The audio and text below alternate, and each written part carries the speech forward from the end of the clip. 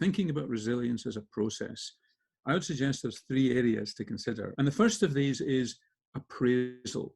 So how serious is this really? And can I reframe it in some way? And I think that's critical as to the mindset that you're bringing to the problem and how you're regarding it as to the extent of how challenging is this going to be. I think the second thing is thinking that, okay, this is a problem. I'm going to have to do something. And what is it I can do about it? What resources can I draw on? How can I think about the problem that I've got in a positive way? And then the third thing is adapting. What have I learned in the past that will help me in the future? What can I take out of this current issue that I'm struggling with that will be useful to me as we go forward from that?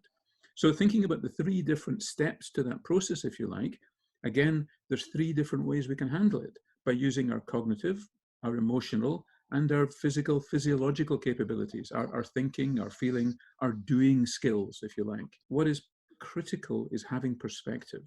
How can I think about this? On a scale of 1 to 10, how serious is this really? And it's interesting that, we evolved as humans to be very well adapted to reacting to physical crises. But our lives today are very much around psychological crises, around challenges in how we're seen, around challenges at work, about dealing with more and more difficult situations.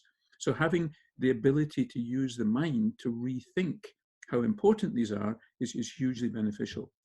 And then if it really is an issue, coping is a mix of thinking skills, emotional skills, and physical skills.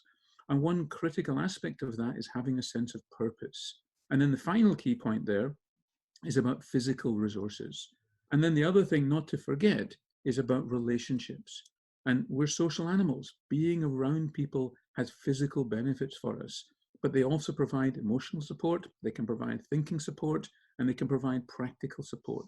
In the context of being a leader, the way that I would perhaps challenge leaders is, are you part of the problem or are you part of the solution? And I think the first part of that is, as a leader, to be aware of your own situation and not to take your stresses out on the team. And it's so easy for that to happen without you even being aware of it. I think the second point is about communication, about uncertainty, and so on. And uncertainty is a major source of additional stressors. And then the final point is about different perspectives. And as a leader, you must have a huge amount of different challenges. You're spinning many, many plates, but you also have a lot more control than many of the people in your teams. And in some ways, it can be more stressful to be a checkout operator with all sorts of personal issues than to be a senior executive, because that checkout operator perhaps has a lot less control over the kind of elements that are making life stressful.